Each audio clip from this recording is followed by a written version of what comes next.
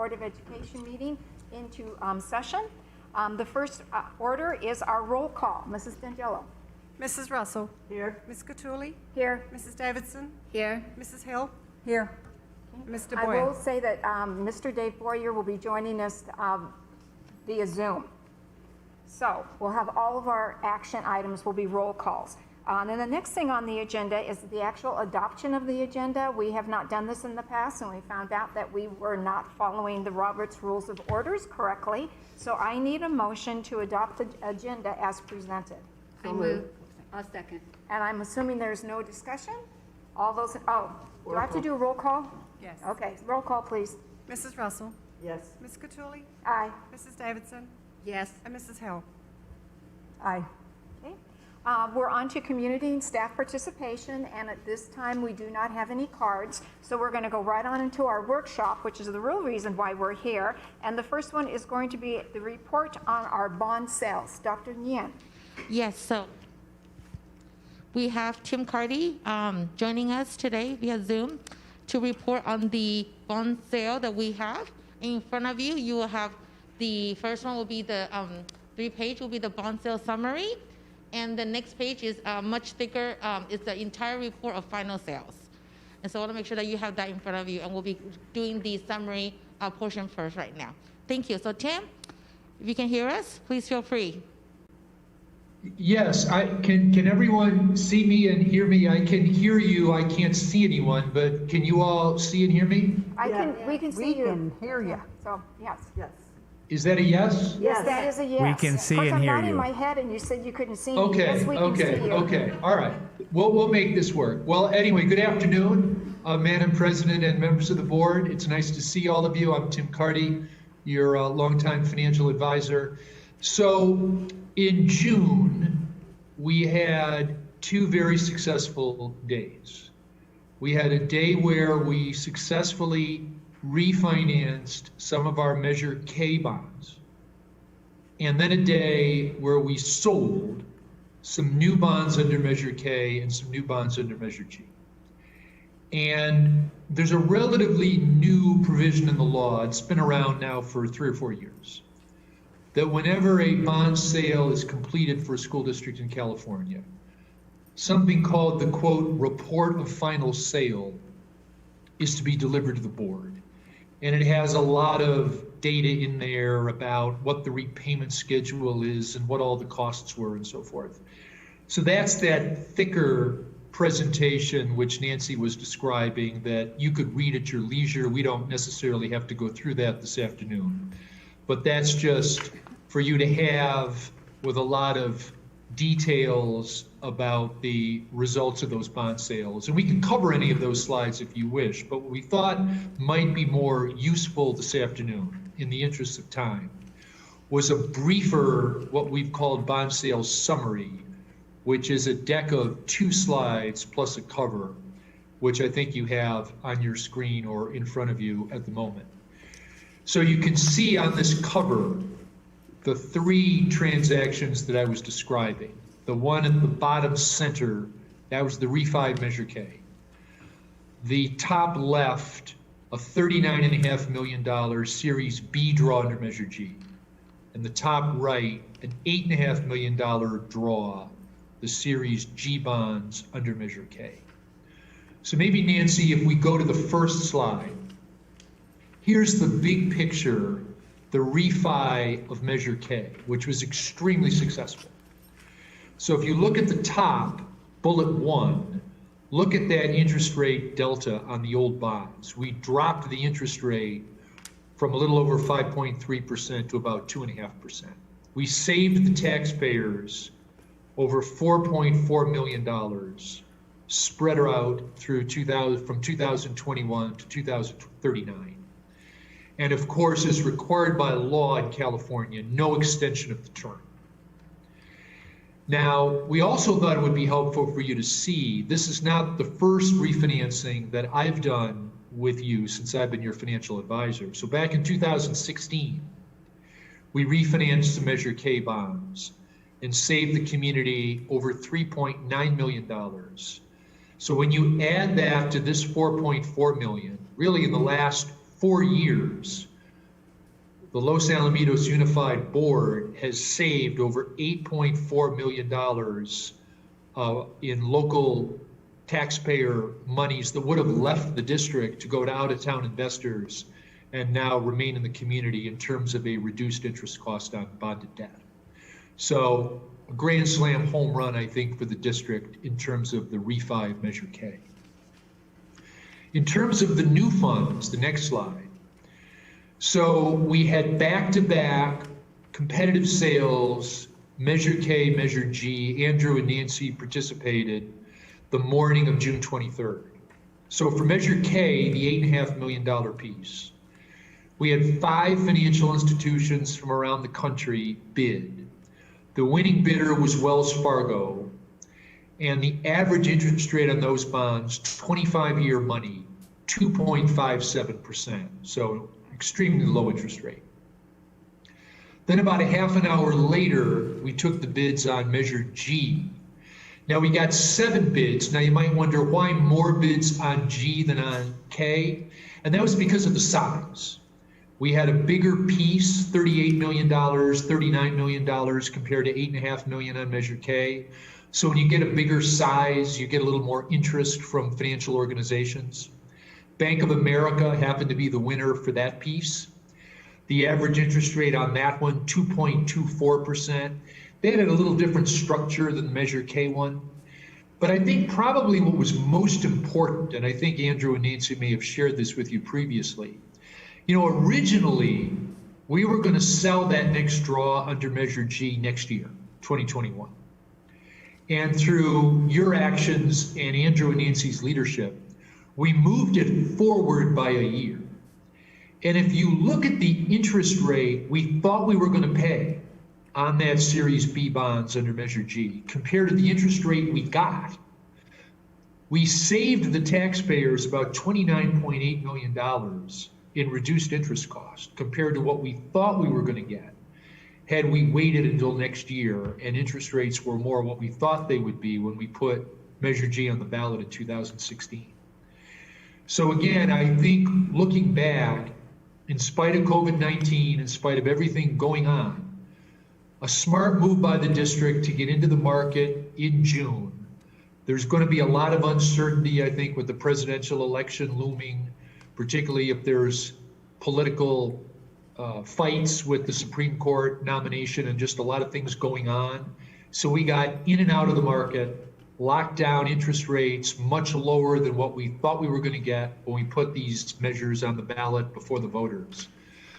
So I'll stop there. I think we wanted to really hit the high points for the board, the key takeaways from those successful bond sales. The much thicker deck of slides, again, is just more minutia that's required by law to be shared. There may be other things, Andrew or Nancy, you think I should share with the board, or there may be questions for the board members.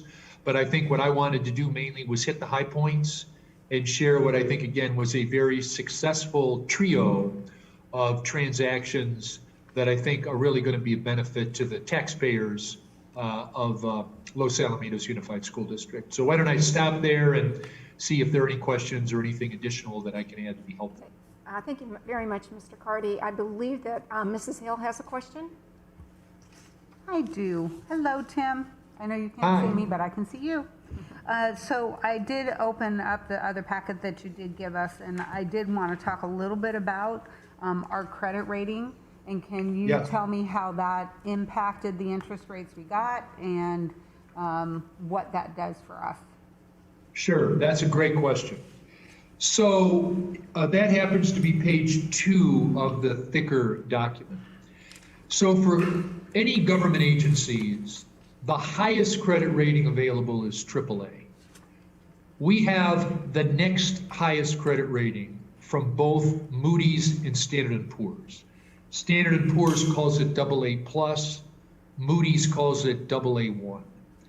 So we're several notches higher than the typical school district in California. And really the only reason we're not AAA, you might wonder, what do AAA rated districts have that we don't have? They would be basic aid districts because we have really all the characteristics except it's just the basic aid classification that puts 15 or 16 school districts into the AAA category. But one of the reasons why we got these low interest rates was because of those credit ratings. Some investors are very selective. So they tell their broker, I don't want to buy anything unless it's either in the highest or the second highest category in California. So we're able to tap into those investors. So having those credit ratings are a testament to the strength of the community, high property values, strong incomes, and really also a testament to the management of the district, the board, the administration, the financial management that Nancy and her team bring to the business office. Obviously, the Melrose District, which generates revenue that we use to pay back the certificates of participation that we have, that's a strength of the district. So it wasn't easy to maintain those credit ratings. We did a lot of prep, and Andrew and Nancy did a marvelous job presenting the qualifications of the district to the analysts from Moody's and Standard & Poor's on Zoom sessions. So that's definitely a big factor in us being able to get the interest rates which we got. Thank you very much, Tim. I really do appreciate that. And thank you to Nancy and Andrew for all that hard work. And it's nice Sure. to have a really good credit rating. Any other questions from the board? Okay, Dr. Pulver, you want to make a comment? You knew I didn't have a question, huh? So a few things. I just want to remind, we entered into this process through, as COVID was hitting, we along with Tim advised us, taking a ripe opportunity as the markets were changing, as the interest rates were declining. We held a special board meeting to be able to really put the seats in motion. And then this took a lot of staff time. And I think that most people don't understand the business side of schooling, let alone property bonds and the sale. So I certainly want to thank all of our staff and our partnership with Tim and Piper Sandler. And then I would just want to remind, obviously I know the board knows this, but the community watching, the savings that we yielded does not affect the district. This does not yield any new money for the district in the sales of the bonds that now gives us more money to spend for facilities. It really is strictly saving the taxpayer dollars. And so we went through this effort to be good stewards of the money in which our taxpayers have allowed themselves to tax themselves twice for both Measure K and Measure G, and we always want to be good stewards and save our taxpayers any money that we can through these lower interest rates. So, I would just like to make a comment that the board members are all taxpayers, so we also get to take a benefit from being good stewards of our money. And I also want to say that one of the reasons why the board was in support of a bond, besides the urgent needs at the high school for new facilities, was the fact that we knew the money would come locally, the money will be distributed locally, and it'd be controlled locally, and we knew we could do a good job. We obviously had help from staff and from Mr. Carty, but we knew we could do a good job. I didn't know we could do this good of a job, but I knew we could do a good job. So it's definitely teamwork, everyone working together and taking advantage of a financial situation when it occurs. So, and Dr. Yen, did you have anything you wanted to add? Thank you to Tim Carty, as we were able to navigate through that process, and they had some credit rating before us, and so he prepared us extremely well to help us navigate through that, because when we had the credit rating agency meetings on May 1st, the COVID already hit 6 weeks already at that time. So we were concerned about that to see whether if they could possibly downgrade, because I think some of the district possibly got downgraded afterwards. And we were able to maintain, that was one of the things, our job was to make sure we can maintain that credit rating, because the savings we're counting on maintaining that credit rating to have the savings at the end. So we were very, very happy we were able to have produce this results for our community at this time. Yeah, thank you. Well, on behalf of every property owner in our school district, thank you so much for being such good stewards of the money.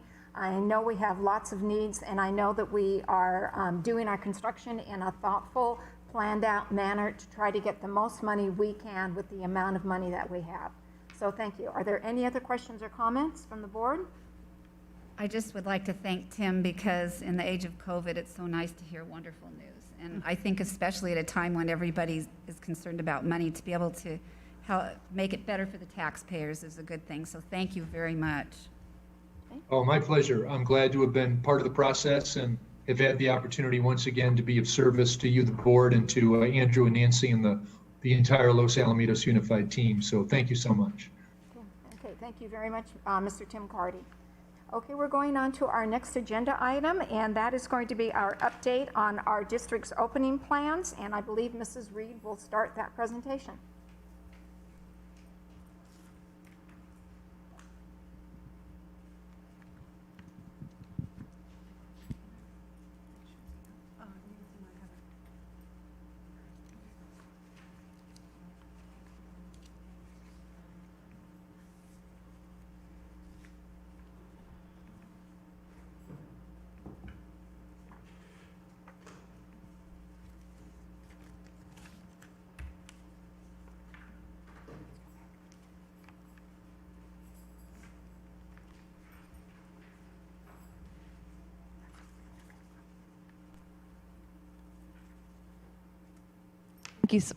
Thank you so much, President Gatuli.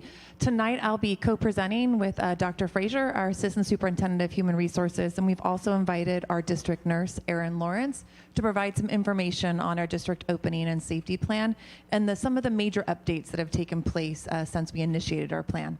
As the board knows, our initial plan was released in July, and our plan is aligned to the California Department of Public Health industry guidance for schools and school-based programs, as well as the Orange County attestation.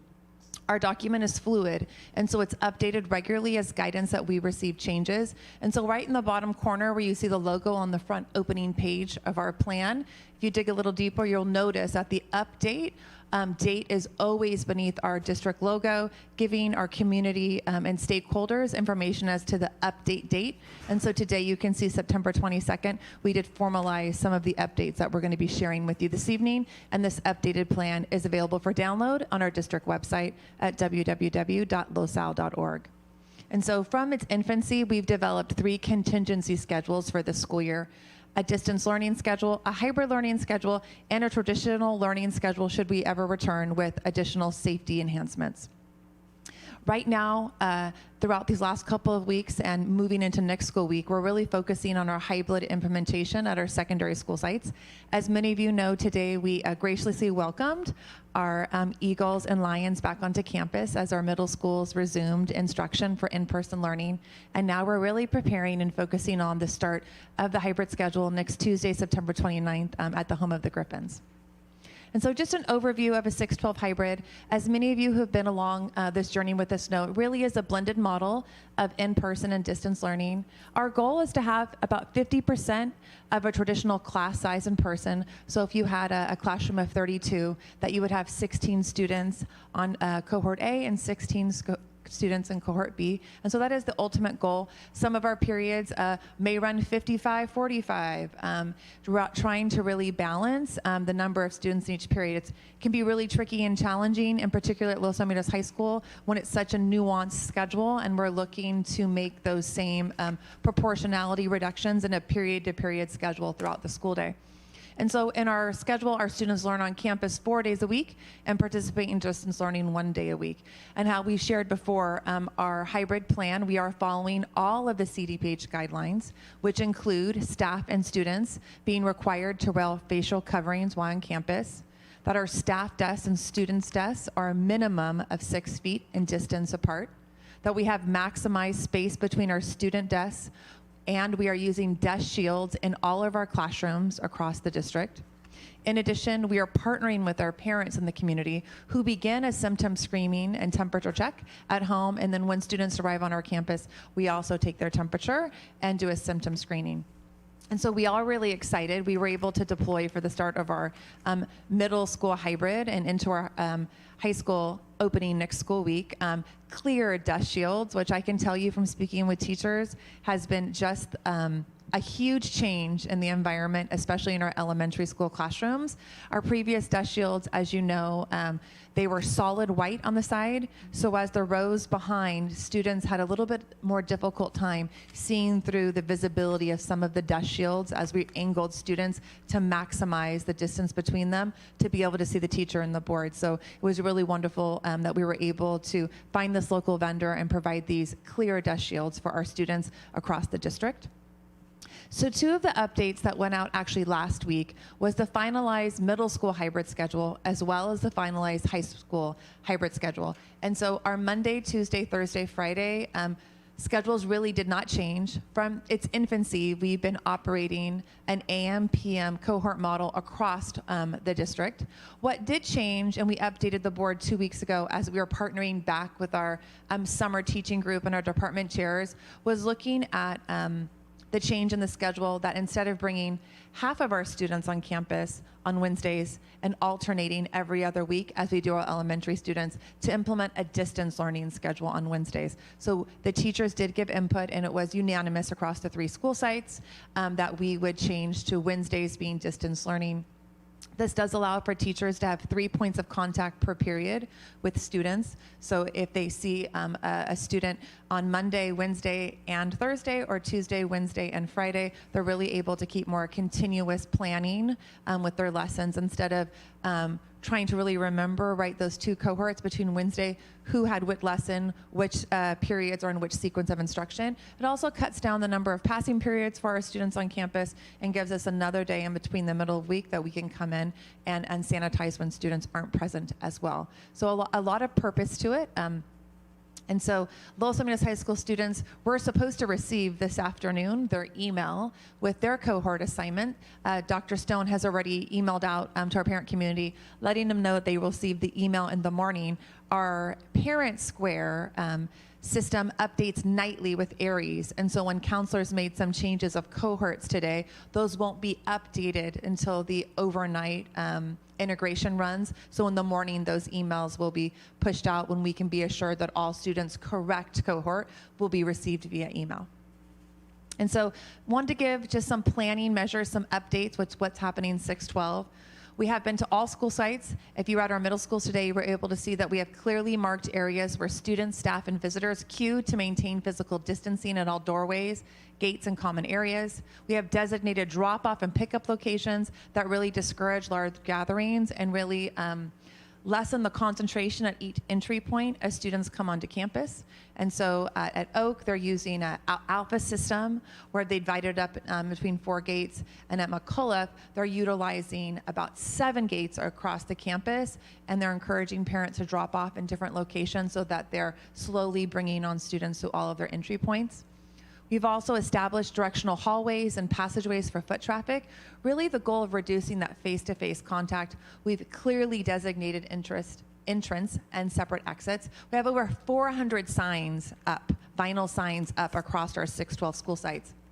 And so we also reached out to teachers to get some feedback from them on what are some common congestion points on campus. It may be points of geographical concern where students may like to hang out or difficulty coming up and down stairways. And so a great example of that was Mr. Bowen, assistant principal at Los Alamitos High School, sent out a Google survey to the entire high school staff, really just getting their input to their section of the campus, areas that we should take a look at, things to think about when we're using maps to come up with directional zones. We also had multiple staff meetings and leadership meetings where we engaged teachers and staff as to the problem areas and how we should plan for that when we have students coming back onto campus. And so here's an example. Oh, Mrs. Davidson, did you have a question? So just a real quick one. So once the parents let the kids leave the car, how do you get them after they get to the gate from gathering together with their friends? When they come on to campus? Yeah, when they've gone through the gates and it's time to go to first period, or after school when they leave, how do you get them off the campus? So I think it really started with early messaging. So all of our principals who have opened up their school sites did a really amazing job at messaging out to the communities through video presentations, as well as both of our middle school principals held coffee with the principal or open chats where they went through the entire plan. And so parents were able to start really working with their child to understand what the purpose of coming back onto campus and how we would do that safely. And then staffing.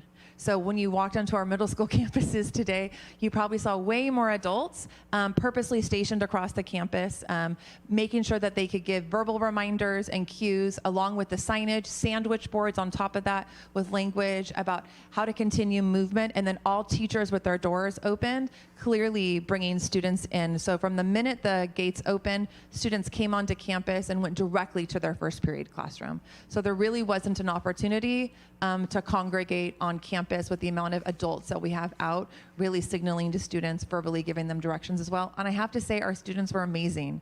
So it was like they had been doing this. I happened to be at McCullough providing supervision today. It was like they have been doing this schedule for weeks already. Coming onto campus, courteous, politeful, masks on, waiting on the cue dots, following all of the directional signage. Even students that were new to campus and needed some help getting to a classroom or weren't quite sure where they were going. It really was just, I have to say, our students were a 10 today. And so this is just an example of some of the arrows. They're on lockers, sides of buildings, really providing directionality for students. On our stairways, all buildings have one way up, one way down. And so really clearly communicating to students and having staff positioned at all of these points to give those verbal cues to our students as they're kind of new to the system. Also have a lot of cute banners across our campuses, just kind of reminding students to keep social distance while they're traversing campus. Great example, be smart, 6 feet apart. Found that on the McCullough campus today. And something that we, Mrs. Hill?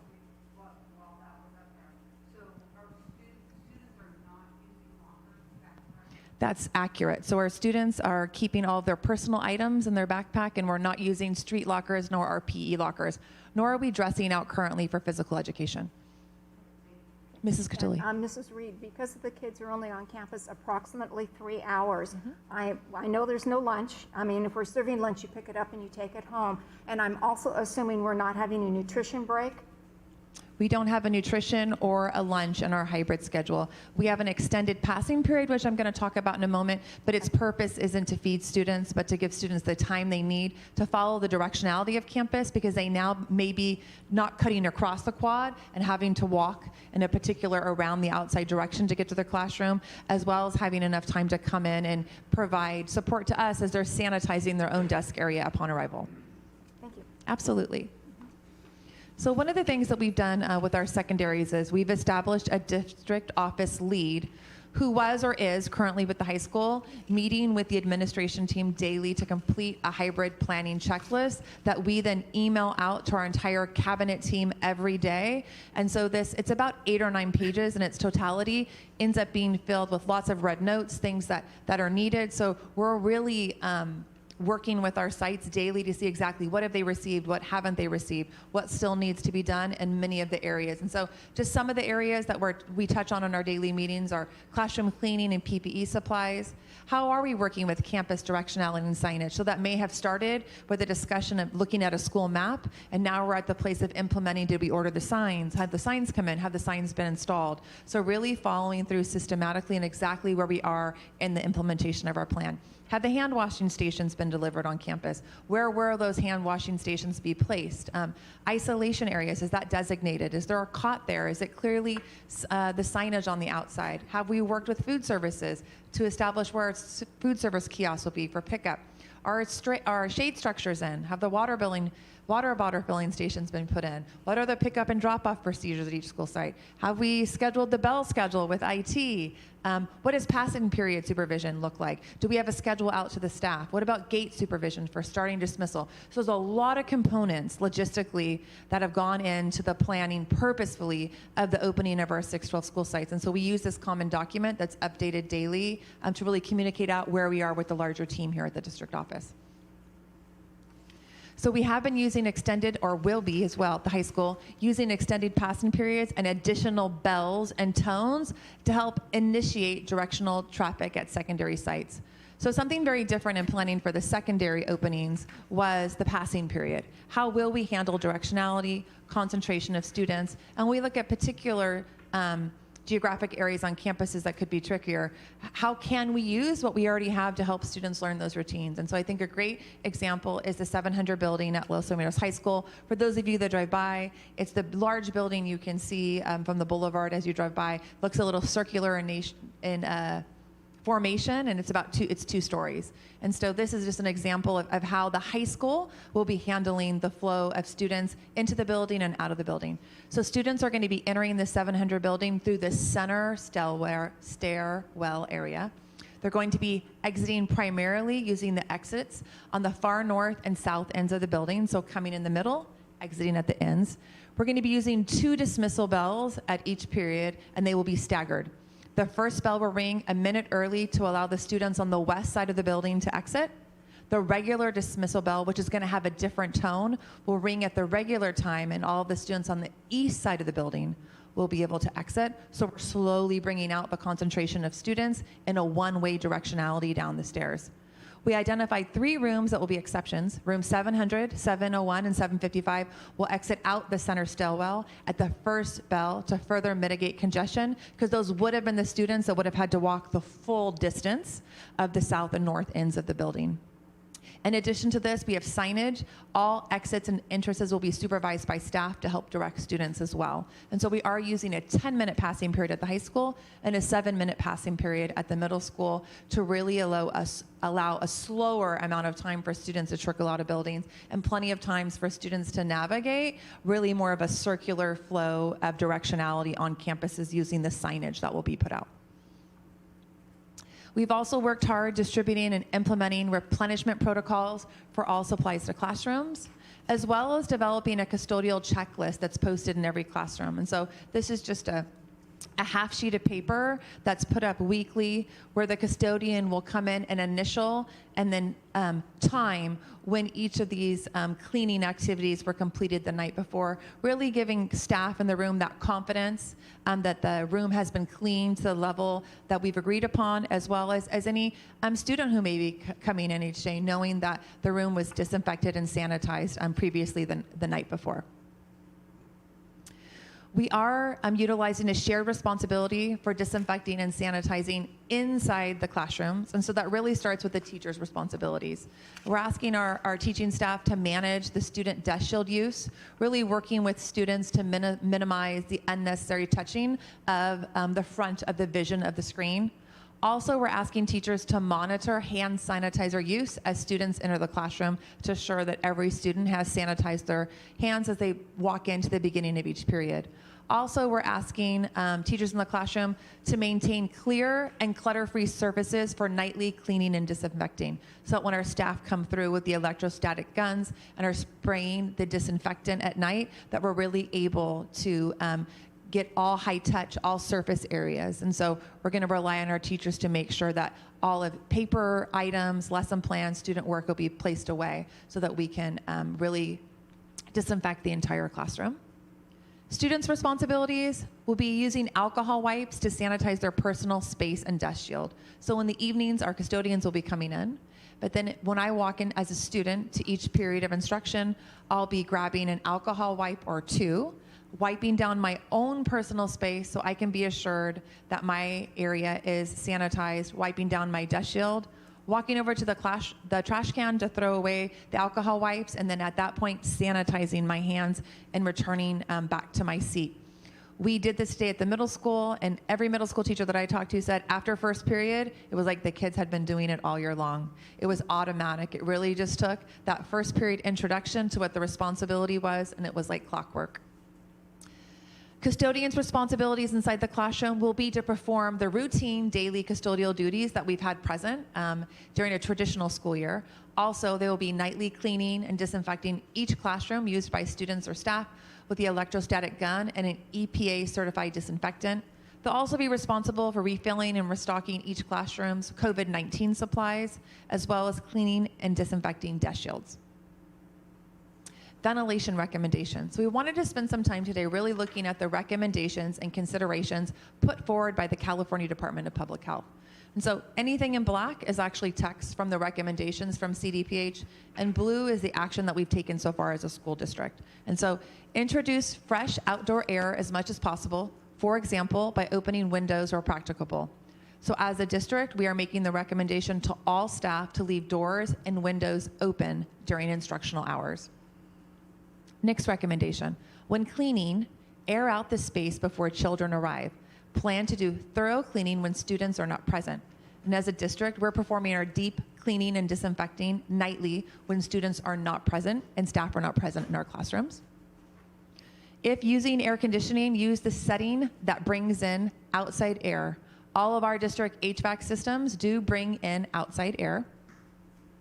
Replace and check air filters and filtration systems to ensure optimal air quality.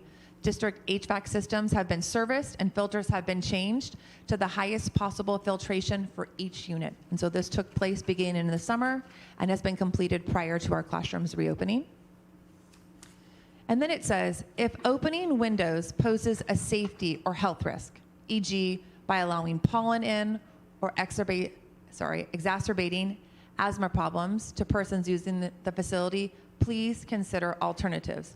We also consider these alternatives with a few areas of our campus that didn't have a door or window that opened to outside ventilation. And so I'll talk a little bit about that as well.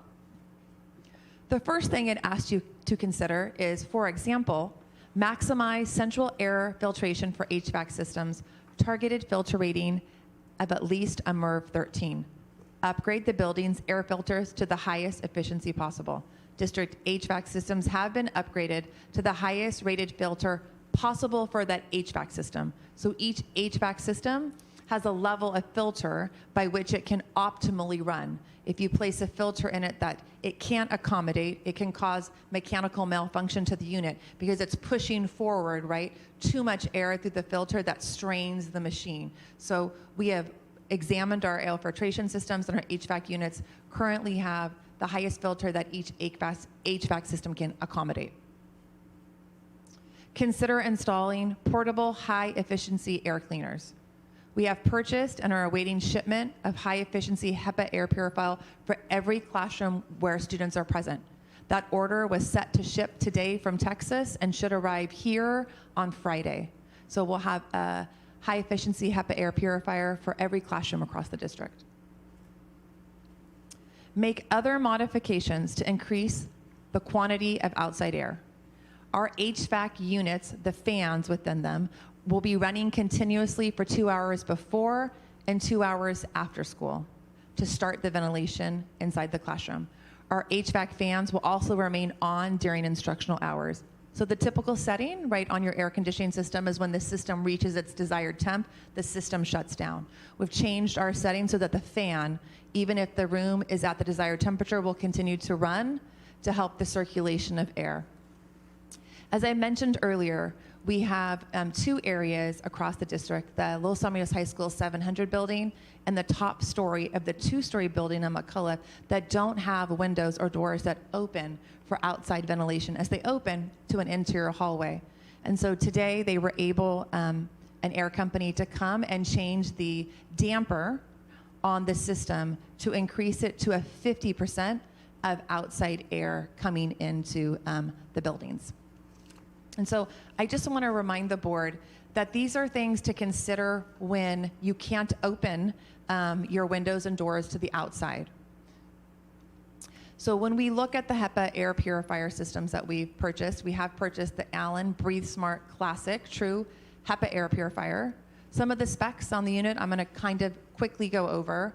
The unit does include a HEPA Pure filter. The recommendation is filter replacement every 10 to 12 months if the unit is running 24/7. There also is a filter indicator light that would indicate quickly to staff that the filter did need to be replaced. It does use a smart sensor technology, so it automatically adjusts the airflow through the purifier if it detects allergens and pollutants in the air. It purifies large amounts of air while maintaining a peaceful environment with Whisper Max technology. Excuse me, I had a long day of talking. And so this was really important as we were thinking about our classrooms and instruction. As we already know, there has been some concern. Teachers have a mask on, students are behind a shield and a mask, so being able to really have that quality of sound in a room, a machine that would be quiet was of importance to us. And it circulates all of the air within an 1,100 square foot space more than twice every hour. So we did make sure that the air purifier system that we purchased was large enough to accommodate our larger classroom. So an 1,100 square foot space that it can purify the room twice every hour. And so our current instructional periods are about 50 minutes. And so we are implementing all California Department of Public Health considerations. So we are leaving windows and doors open, which is the primary recommendation for increased ventilation from the California Department of Public Health. We'll be running our HVAC fans 2 hours before and 2 hours after school. We'll be keeping our HVAC fans on during school hours. We'll be using HEPA air purifiers in all classrooms and increasing the quantity of outside air in HVAC units in classrooms without outside ventilation. And so really the two goals for us were increasing horizontal and vertical ventilation inside our classrooms. I'm going to turn it over to Dr. Frazier. He can talk a little bit about employee COVID-19 testing. Can we ask questions? Oh, yeah. Absolutely. You go ahead. Oh. You guys do get out. I just have a quick question. When you said that the air will circulate twice every hour, does that address the issue that teachers were concerned about taking 80 minutes? So is that the So I same? think they're two separate items. So I'll start with the 80 minutes. So in our current setting of our HVAC systems, our dampers are set to 10%, which means it takes 80 minutes to recycle through 100% of new air from the outside, because coming in is 90% cooled air, right, and 10% new air. That's the purpose of an HVAC system, right, to cool down the environment inside. When we talk about the air purifier, it's going to be working in tandem but separate from the HVAC system. So if our HVAC system is at 10%, the HVAC system will still take 80 minutes in the room, but we're using a secondary system, an air purifier, which will purify the classroom twice every hour if you're 1,100 square foot or smaller. So two separate issues. And then I just want to add we've been working with CJ, our Director of Facilities and Maintenance, has been working with most of the summer and certainly the last couple of weeks as well, as there's been another emphasis placed on this, as we wanted to be able to address different concerns that were illuminated for us really further, because I think sometimes we hear we're meeting minimum standards. We're actually exceeding the standards. The 80 minutes you are referring to, Mrs. Davidson, is when a classroom doors are closed and the windows are closed. We're also really encouraging and expect that the classroom doors and windows are open. The consideration of the air purifier is really something that is mentioned in CDPH. Only when you can't increase or open a door or window, we'll be providing it for all classrooms as well. And so, and then the address in the 700 and the upstairs building, that 50% should bring it down based upon different configurations that we understand. And there's a formula, so it might depend a little bit on the square footage of each room, but it could bring it down to between 15 and 20 minutes when we increase the 50% float. That is a layman's term. I'm a superintendent. I am not an HVAC expert, so if I'm interpreting all of this, but I have spent a lot of time on this lately, so hopefully we have that understood. I'm explaining it the way that is accurate. Thank you. Mrs. Hill? I had three questions, and one I'll leave to the end. But so we talk about the additional. Oh, sorry. Thanks. We talk about the additional work that the custodians are having to do. So are we adding hours to the custodians' workday? Because obviously, in my opinion, you don't just add work to somebody without giving them more time to complete that work. So we have modified their schedule. So some of the things that they would be doing on a more routine basis, vacuuming the classrooms, we believed was less of a priority than sanitization. So the classrooms might get vacuumed less frequently, and the more important aspects are the sanitation. The electrostatic gun certainly makes that much faster, as well as they can do rooms much quicker that way. And I'll just add, even though it says high touch areas at least once a day, I love it. So today I was at Oak. We were all assigned different schools today, and even the campus supervisor at Oak, every time she has a little waking moment, she has the hand sanitizer, sorry, not the hand, the disinfectant spray bottle and a cloth, and she's wiping down touched areas indoors, in bathrooms, in the NPR, just on the outside, the main office building, just wherever she's walking around, she just has it ready. So it really is that team effort as well. Great. And then the other question I have and concern is that I sat on this board when we spent all this time making sure that our teachers' doors were always going to be closed for the safety of our children. And now we're going to that other extreme. And I understand the need for fresh air and so on and so forth, but that does not alleviate the concern I have about students being safe within their classroom. So I just want to remind that one of the things that we did when we really strongly encouraged that for a few different reasons, but that was before we had exterior security fencing as well.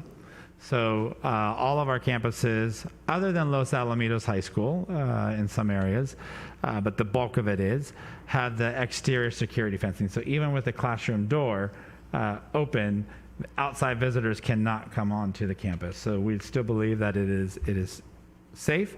The other reason we would encourage them to close the doors and keep them locked, obviously for a violent intruder, is about the air conditioning. But as we know, any time right now, we always have to weigh the risks versus the benefits of different solutions. And as many of you know, I certainly knew this with my mother's health, who was taking different pills, and they would have a counter action against another complication that she would have, so she'd have to take another pill to counter that. And so sometimes we do see ourselves having to address that here. So even with the door open, while that for an active shooter or a violent intruder may compromise in some areas, the risk benefit of the increased circulation of air outweighs, we believe, particularly with the exterior security gates. So there's always going to be those trade-offs we're going to have to assess. Did you have another question? Or? I'll leave till the end. I actually have a question. What is an electrostatic gun?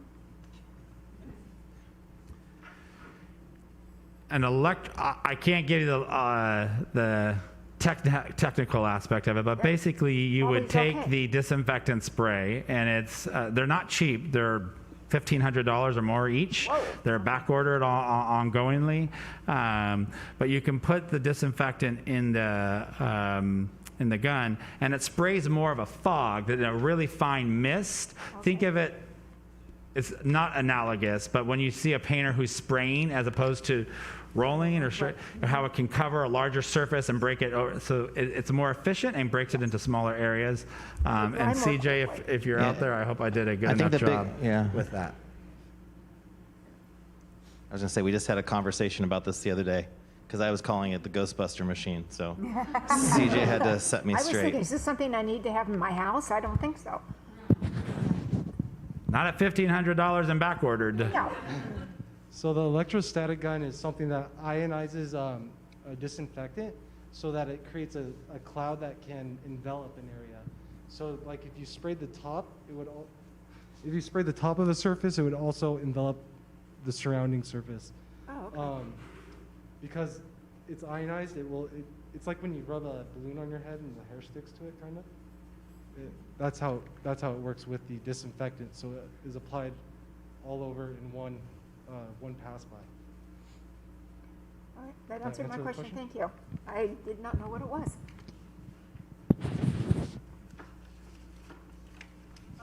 You've seen at Costco or grocery stores, they'll use the weed sprayers, and they're spraying the carts as you're waiting, et cetera. So this just makes it more efficient and a finer mist and covers And it actually more probably, area. I'm thinking, would go underneath, desks and areas that we may not touch, but some student might. Thank you. All right. Hi, thank you, Madam President, and esteemed members of the board. I'll be presenting the next two slides, which really have to do with our reopening and how it pertains to our employee COVID-19 testing and contact tracing. And as Mrs. Reed said previously, that these are all in our reopening plan, safety and reopening plans. This one happens to be located on page 3. So if you're looking at that online, that's where you would find this information.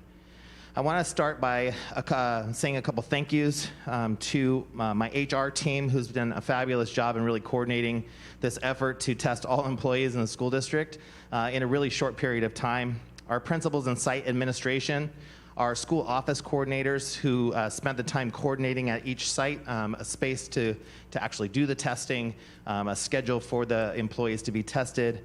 Our staff who was willing to go and try this out for the first time. So it was all new for everybody in a really short period of time. People were very flexible and adaptable to our schedules, and so I really appreciate that. And then also a special thanks to Patrice Painter at Express Urgent Care. So Express Urgent Care, we were able to partner with for our employee testing. They were able to come to every one of our sites. And so on September 16th, we tested all of our elementary sites. On September 17th, Oak and McAuliffe, our middle schools, and also the district office and auxiliary office were able to be tested. On Monday, the 21st, we had testing at the high school. And we are having a makeup testing date here at the district office on Thursday for anybody that might have missed the testing at their site, were sick, couldn't make it during the time, et cetera, et cetera. So I am a very superstitious person, but I want to knock on some wood previous to even saying this, but all of the employees that have been tested so far that we've gotten the results back have been negative. So the only school site that we haven't gotten back yet is the high school, and those results should be in by tomorrow. Thank you. That's great. So everybody will have a baseline test. And ultimately, my office, myself, Dr. Friedman, who also has been working quite a bit with the county, the Orange County Public Health Agency, on really like what is the contact tracing, how do we go about notifying our employees if there is a positive case. And so the COVID-19 testing and contact tracing, it happens to, if an employee does test positive for COVID-19, that employee will be sent home and directed not to work.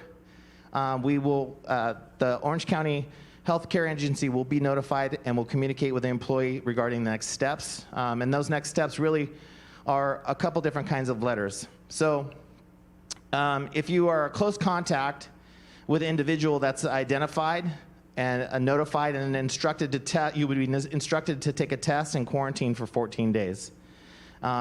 Just as a reminder, a close contact is the 6 feet for more than 15 minutes. So within 6 feet from someone who tests positive for more than 15 minutes. And then so you would be required to take a test, quarantine for at least 14 days. If you interacted at a lesser level with somebody who tested positive, you would receive a low risk exposure notification.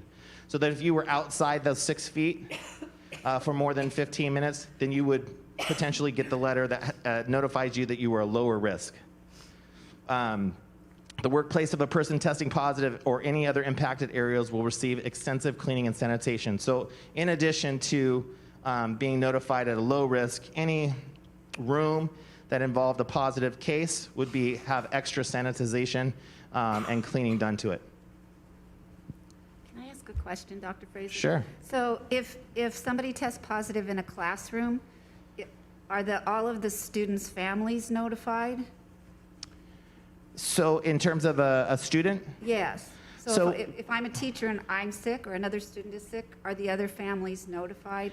If they fall within these guidelines, so if they would get one of two letters. They would get a low risk letter if they weren't within 6 feet for more than 15 minutes, or if they were a close contact, then they would receive the letter that they would need to receive a test and also quarantine for 14 days. Okay, thank you. At this time, I'd really like to, if there aren't any other questions regarding the testing, I'd like to bring up Ms. Erin Lawrence, our district nurse, and she's going to talk to you guys about our symptom decision tree.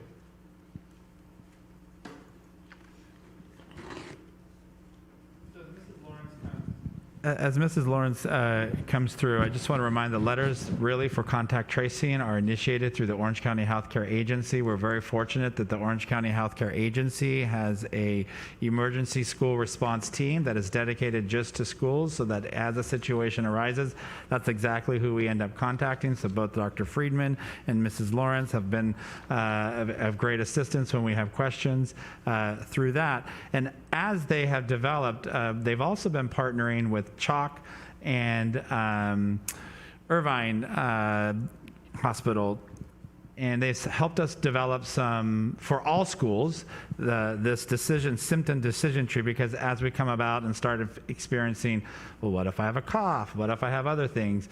So Mrs. Lawrence is going to explain this, because this has been some questions that came up early at the elementary level once we started the hybrid, when a kid would come in. And so Mrs. Lawrence has been very helpful with that. I wanted to make a comment. Some of us have allergies, and that's why we cough. Exactly. Good afternoon, board. Dr. Pulver. Yes, thank you for inviting me. I'm so pleased to share this tool with you. As you said, we need to be able to define whether this is a COVID case or whether this is some other illness, and this tool is very helpful. So this is a screening tool. It's called the Symptom Tree Decision Tool, and it is a tool that was designed to assist school personnel to screen students for potential COVID-19 symptoms or exposure. The tool was designed in collaboration with Orange County pediatricians, UCI, Chalk, the American Academy of Pediatrics. We also ran it by school nurses to give their input on school-specific needs, and I am very pleased with it. So basically, up at the top corner, you can see the tool as a whole, and there's really 3 sections to it. The top part defines 2 categories of symptoms: low-risk general symptoms, fever greater than or equal to 100.4, congestion, runny nose, nausea, vomiting, diarrhea, sore throat, headache, fatigue, muscle or body aches. And then what are called high risk or red flag symptoms, and those are cough, difficulty breathing, and loss of taste or smell. As you go down to the bottom portion of the form, there's a question: exposure to COVID-19 positive person.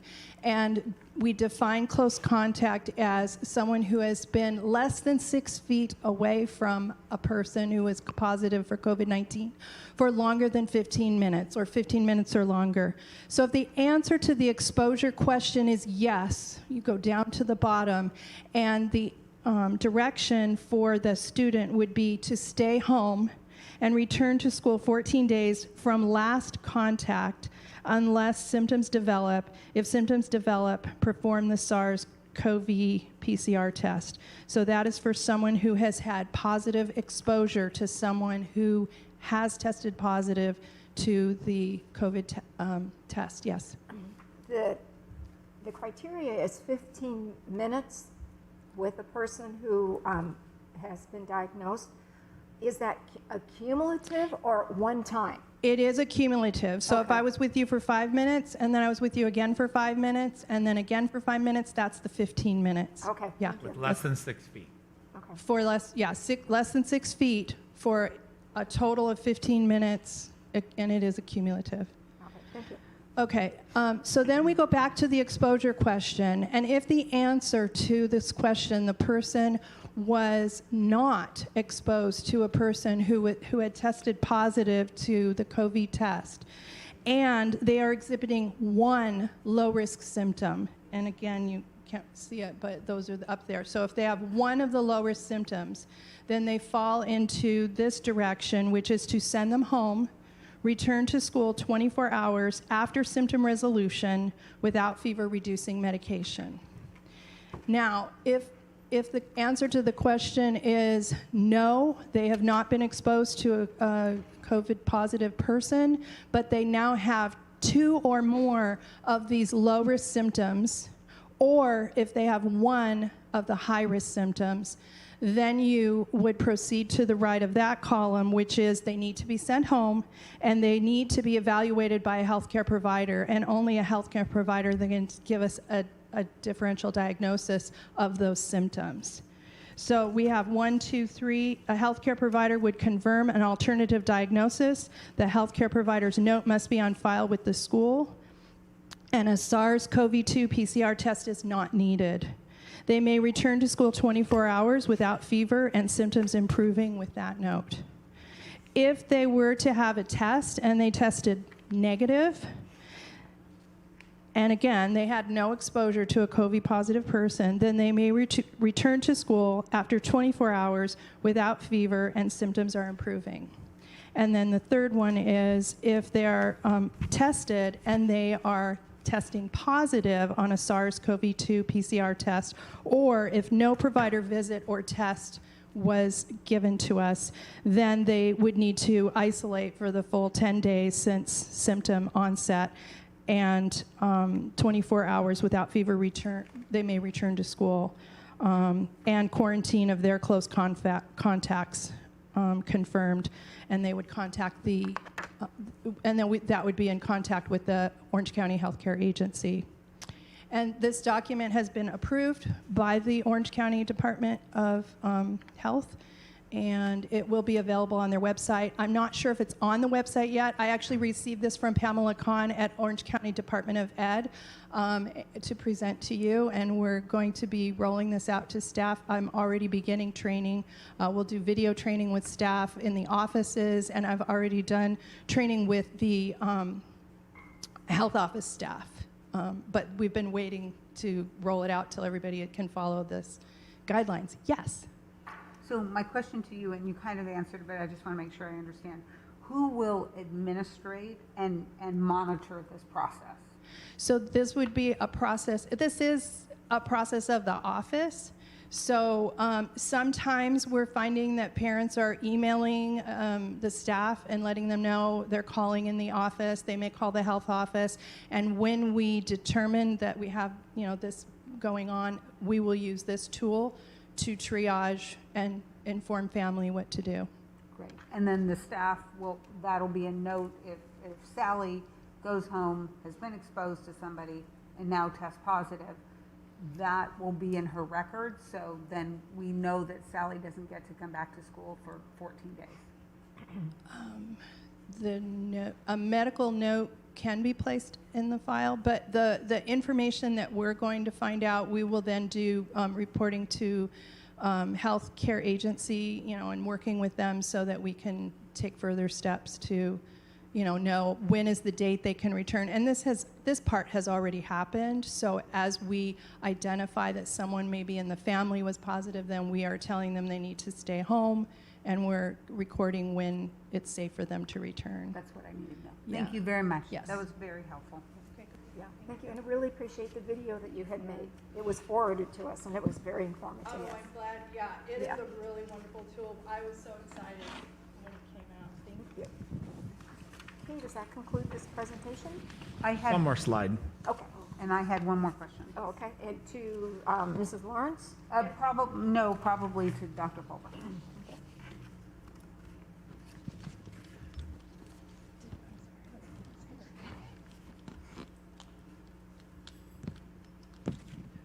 Perfect. Thank you, Nurse Lawrence. And so really just to conclude and wrap up our presentation tonight, we really think we've benefited from our staggered openings, which have really supported enhanced site protocols. So as the board knows, we opened our elementary schools on Tuesday, September 28th. Today, we opened our middle schools on Tuesday, September 22nd, and we're scheduled to open our high school on Tuesday, September 29th. The lessons learned from the elementary school have greatly impacted some of the initial onboarding for our middle school opening. And I know that after today, we'll be debriefing with our secondary middle school principals and our admin team who are on site to come back to our plan for the high school to look, is there something else that we can reflect on and even put in better place as we go to open our high school? It's also really allowed for a full support team to be on campus and support students and families coming on. So the entire cabinet is spread across our 2 middle school campus. Our entire cabinet will be on campus at Los Minas High School, really adding 10 additional adults adults who are versed on the plan staggered across the school site. And we stay on site for a week to really support the school sites. And if we identify at that time that additional personnel may be needed ongoingly, then we're sitting down and talking about what does that look like and what's the plan.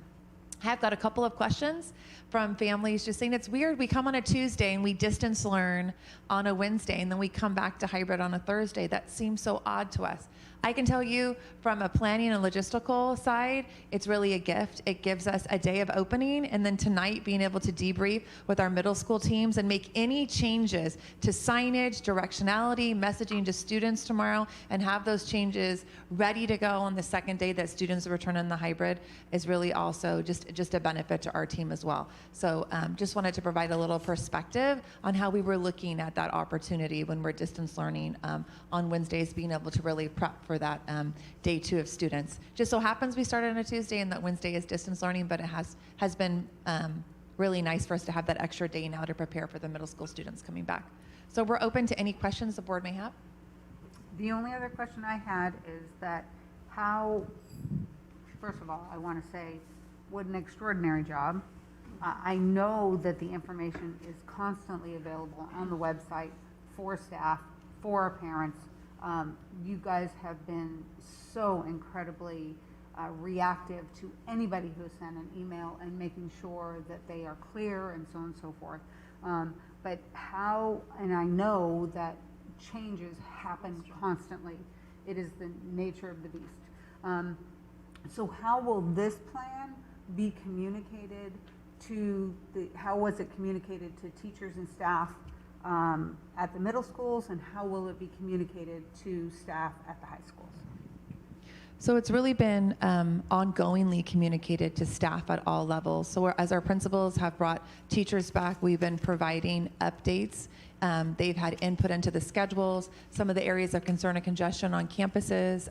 Both of our middle school principals held 2 staff meetings the week before school started, as well as meetings for families to attend a Zoom with the principal. They also video recorded those and sent those out to the community. And I know that Dr. Stone has an additional staff meeting planned for this Thursday, where he's going to be going over all updates.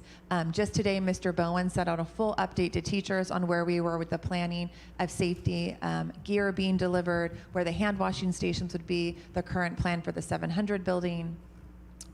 So Dr. Stone will also be communicating out to families in a very long email with detailed information and potentially some support videos from our ASB, who will do some student tours of the campus with the signage as well, going out to the communities before we come back next Tuesday and greet students on campus. So the cycle we've used at the elementary middle school was a big communication on Fridays with videos attached, giving families the weekend and an opportunity to bring their students onto our campuses. So I think that's also been very helpful, as that our middle school and elementary campuses were open the weekend before the start of the hybrid. So for students who were either new to the campus or maybe new to the school in general, could have an opportunity with their schedule to walk the campus. So when they showed up on the first day, they knew exactly where they were going and where their classrooms are located. So we'll be following suit with that same recommendation at Los Alamitos High School, so that students will be able to come on campus over the weekend, possibly even Monday after school, and walk the campus if I'm a 9th grader, know exactly where is the best gate that I would drop off at that would give me the least amount of time, walking across the campus.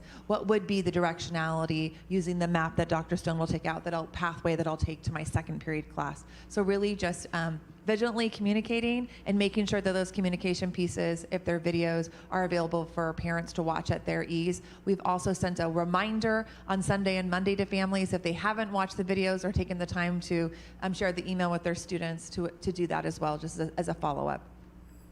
Thank you very much, Mrs. Reed.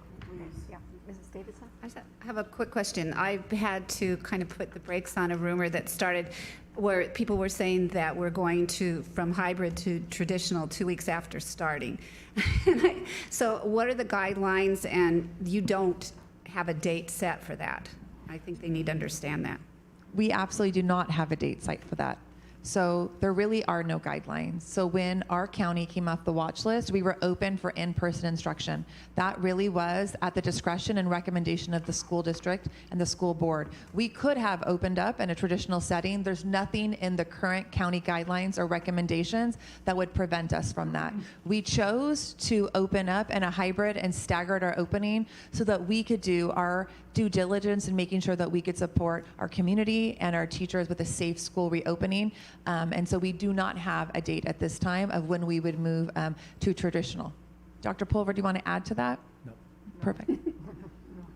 Thank you. Absolutely. Thank you so much. Thank you so much for the presentation. We are about ready to go into closed session right now, and we'll be back at 6:30 for our regular meeting. But I did notice a gentleman walked in and he had a card.